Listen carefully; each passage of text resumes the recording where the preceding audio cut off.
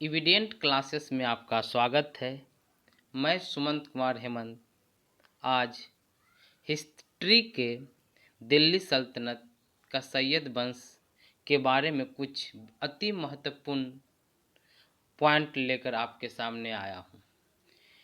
इस वीडियो में कुछ महत्वपूर्ण क्वेश्चन है जिसका बहुत ज़्यादा महत्व आपके आने वाले परीक्षाओं से है, इसलिए यह वीडियो आप लोग बहुत ही ध्यान से देखिए। अब हम लोग बात करते हैं सैयद वंश का, जिन्होंने दिल्ली की गद्दी पे शासन किया 1414 ईस्वी से लेकर 1451 ईस्वी तक, यानी कि कुल 37 वर्षों तक इन्होंने दिल्ली पे राज किया। सैयद वंश के जो संस्थापक थे, जिनका नाम था खिज खां, और ये दिल्ली सल्तनत में शासन करने वाले चौथे राजवंश थे। पहला वंश कौन था? पहला गुलाम वंश था। दूसरा वंश कौन था? खिलजी वंश था। तीसरा वंश कौन था? तुगलक वंश था। और चौथा वंश कौन था? सैयद वंश था। और अंतिम वंश जो था उसका नाम है लोदी वंश। यानी कि दिल्ली सल्तनत में कुल 5 राजवंशों ने शासन किया, जिसमें चौथे नंबर पे थे, उनका नाम था सैयद वंश। सैयद वंश का कहना था कि वे मोहम्मद गोरी उनके पूर्वज थे। सैयद वंश के लोगों का मानना था कि वे मोहम्मद गोरी के वंशज हैं या मोहम्मद गोरी उनके पूर्वज थे। तैमूर के बार बार भारत पे आक्रमण करने के बाद दिल्ली की गद्दी अस्थिर हो गई। दिल्ली की गद्दी पे कोई बैठना नहीं चाह रहा था। इसी का फ़ायदा उठाकर खिज खां ने दिल्ली की गद्दी को अपने अंदर ले लिया, यानी कि दिल्ली की गद्दी पे बैठ गए। चलिए, यहाँ पर तैमूर का भारत में प्रथम आक्रमण जो हुआ था 1398 ईस्वी में हुआ था। कब हुआ था? 1398 ईस्वी में दिल्ली पे तैमूर का आक्रमण हुआ था, प्रथम आक्रमण। चलिए अब आगे बढ़ते हैं। खिज खां को तैमूर ने पंजाब और लाहौर, मुल्तान और दीपालपुर का शासक नियुक्त किया था। कहाँ का शासक नियुक्त किया था? तो पंजाब यानी कि मुल्तान का, लाहौर का और दीपालपुर का शासक यानी कि राज्यपाल नियुक्त किया था। और समय समय पे खिज खां नियमित रूप से तैमूर के बेटे शाहरुख को कर भेजा करता था। अब क्या हुआ? इसके बाद हुआ कि दिल्ली की गद्दी पे आखिरकार 1414 में खिज खां बैठ गया और उसने सुल्तान के बजाय रैयत-ए-आला यानी कि किसानों की प्रमुख की उपाधि धारण की।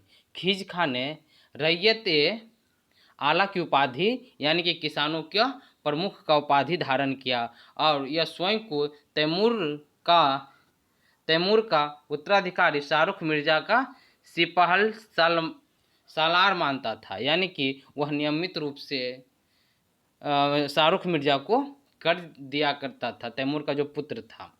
खिज खां की मृत्यु 20 मई 1421 ईस्वी को हो गई। कब मर गया खिज खां? 20 मई 1421 को इसकी मृत्यु हो गई। तो इसमें क्या क्या इम्पोर्टेंट है? जो इम्पोर्टेंट क्वेश्चन इसमें बन सकता है वो बन सकता है कि रैयत-ए-आला की उपाधि कौन धारण किया? तो रैयत-ए-आला की उपाधि खिज खां धारण किया, पहला क्वेश्चन।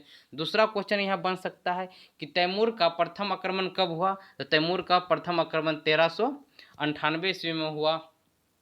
तीसरा क्वेश्चन बनेगा कि सैयद वंश के संस्थापक कौन थे? तो सैयद वंश के संस्थापक थे खिज खां। चौथा क्वेश्चन क्या बन सकता है? तैमूर का पुत्र का क्या नाम था? तो तैमूर का पुत्र का नाम था शाहरुख मिर्जा। अब खिज खां की मृत्यु के बाद दिल्ली की शासन की बागडोर संभाला मुबारक शाह।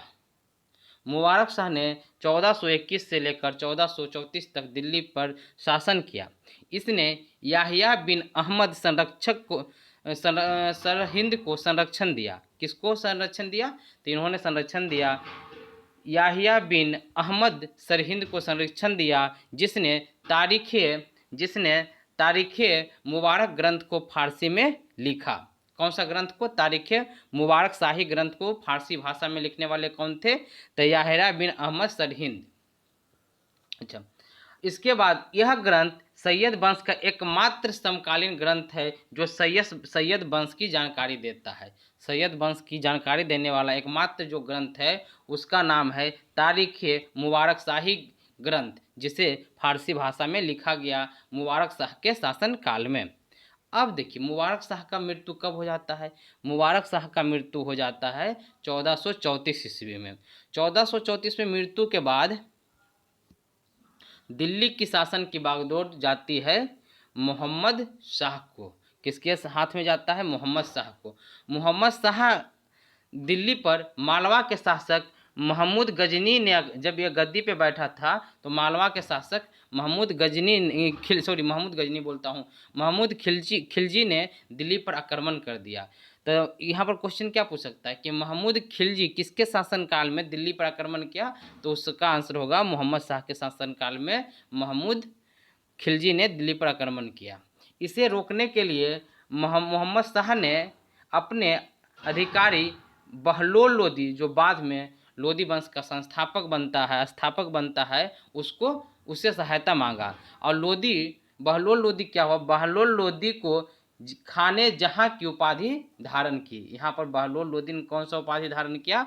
बहलोल लोदी ने खाने जहां की उपाधि धारण की। तो यहाँ पर क्या क्या महत्वपूर्ण पॉइंट है कि जब मोहम्मद शाह 1434 में दिल्ली की गद्दी पे बैठता है, उसी वक्त मालवा के शासक महमूद खिलजी ने भारत पर आक्रमण कर दिया, दिल्ली पे आक्रमण कर दिया। और उसे विफल करने के लिए मोहम्मद शाह ने बहलोल लोदी से सहायता मांगा। बहलोल लोदी ने खाने जहां की उपाधि धारण की। ठीक है, चलिए अब आते हैं इसके लास्ट शासक, अंतिम शासक आलम शाह। यानी कि कुल 4 शासक थे जो सैयद वंश में 1414 ईस्वी से लेकर 1451 ईस्वी तक शासन किया। तो अंतिम शासक जिनका नाम था आलम शाह, 1445 से लेकर 1451 ईस्वी तक दिल्ली की गद्दी पे शासन किया। इसने दिल्ली से 20 कोस दूर रहकर ही शासन किया दिल्ली पे। इसलिए कहाँ तक था ये? पालम तक। इसलिए कहा जाता है कि आलम से पालम तक का सल्तनत का साम्राज्य था। इसलिए कहा जाता था आलम शाह के शासनकाल में कि आलम से पालम तक सल्तनत का साम्राज्य है। यानी कि दिल्ली से 20 कोस दूर यानी कि पालम तक वह रहता था। अब आइए कुछ महत्वपूर्ण क्वेश्चन देखिए। तैमूर लंग ने दिल्ली पर कब आक्रमण किया? तैमूर लंग ने दिल्ली पर 1398 ईस्वी में आक्रमण किया। ठीक है, अच्छा उसके बाद क्वेश्चन आता है महमूद तुगलक की मृत्यु के बाद दिल्ली की गद्दी पर कौन बैठा? तो महमूद तुगलक की मृत्यु के बाद दिल्ली की गद्दी पे बैठने वाला खिज खां था, जो 1414 ईस्वी में बैठा। नेक्स्ट क्वेश्चन आता है दिल्ली में सैयद वंश का शासनकाल क्या रहा? तो दिल्ली में सैयद वंश का शासनकाल जो रहा 1414 से लेकर 1451 ईस्वी तक रहा। देखिए कहाँ पे है? ये ऑप्शन नंबर 3 में है। 1451 यानी कि 50 इसमें दिया है, तो 1450 तक शासन किया। नेक्स्ट क्वेश्चन है दिल्ली में लोदी वंश का शासन कब से कब तक रहा? लोदी वंश नेक्स्ट लेक्चर में लोदी वंश ही पढ़ाएंगे। तो देखिए अब क्या हो रहा है, 1451 से लेकर पानीपत का प्रथम युद्ध जो बाबर और इब्राहिम लोदी के बीच में लड़ा गया था, इस दौरान दिल्ली में लोदी वंश का शासन रहा। यानी कि 1451 से 1526। देखिए इसमें कोई है ऑप्शन में? हाँ देखिए 1451 से लेकर 1526 तक, यानी कि ऑप्शन नंबर डी।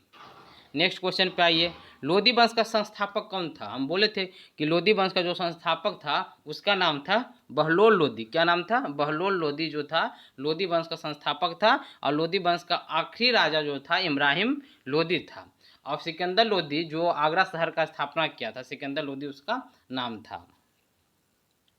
1526 ईस्वी में इब्राहिम लोदी को हराकर दिल्ली व आगरा पर अधिकार किसने किया? देखिए 1526 ईस्वी में इब्राहिम लोदी को कौन हराया था? तो इब्राहिम लोदी को पानीपत के प्रथम युद्ध में जो हराया था उसका नाम था बाबर। क्या नाम था? बाबर। चलिए मुगल वंश का संस्थापक कौन था? इब्राहिम लोदी को हराने के बाद बाबर ने मुगल वंश का स्थापना किया। चलिए आगे आइए, बाबर की मृत्यु के बाद दिल्ली की गद्दी पर कौन बैठा? बाबर की मृत्यु के बाद हुमायूं बैठा। हुमायूं की मृत्यु के बाद अकबर बैठा। अकबर की मृत्यु के बाद जहांगीर बैठा। जहांगीर की मृत्यु के बाद शाहजहां बैठा। शाहजहां की मृत्यु के बाद औरंगजेब बैठा। और ये हुमायूं के शासनकाल के समय ही इसको हराकर चौसा के युद्ध में आपका 1540 ईस्वी में शेरशाह सूरी दिल्ली की गद्दी पे बैठा। तब इसमें क्या हो जाएगा, बाबर की मृत्यु के बाद दिल्ली पर कौन बैठा, दिल्ली की गद्दी पर कौन बैठा, तो उसका आंसर हो जाएगा हुमायूं। देखिए अकबर हुमायूं का बेटा था, हुमायूं दिल्ली की गद्दी पर बैठा था, बाबर का बेटा था हेमू। हेमू कौन था, हेमू था अकबर के साथ इसका युद्ध हुआ था। कौन सा युद्ध हुआ था अकबर के साथ, इसका बताना है आपको। कमेंट सेक्शन में इसका जवाब दीजिएगा कि अकबर और हेमू के बीच में कौन सा युद्ध हुआ था। ठीक है। अच्छा, मुगल शासक की क्या लिखा है, मुगल शासक बाबर की मृत्यु कब हुई थी, तो बाबर की मृत्यु हुई थी 1530 ईस्वी में। कब हुई थी, 1530 ईस्वी में बाबर की मृत्यु हुई थी। देखिए ये हो जाएगा आपका आंसर।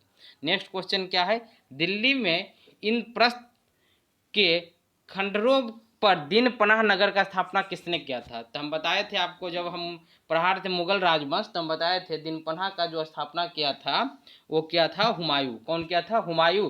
और दीन पनाह में ही पुस्तकालय से की सीढ़ी से गिरकर हुमायूं की मृत्यु हो गई थी। ठीक है, चलिए अगर वीडियो पसंद आया होगा तो लाइक कर दीजिएगा। अगर कुछ कमेंट कुछ सजेशन देना है तो कमेंट सेक्शन में सजेशन दीजिए। एविडेंट क्लास को लाइक कर दीजिए, सब्सक्राइब भी कर लेना है इसको, और बेल आइकन को क्लिक करना है ताकि जो भी नोटिफिकेशन हो आपके पास समय समय पे पहुंच जाए। ठीक है, थैंक यू। और क्वेश्चन जो मैंने पूछा था उसका जवाब जरूर दीजिएगा कमेंट सेक्शन में। Thank you.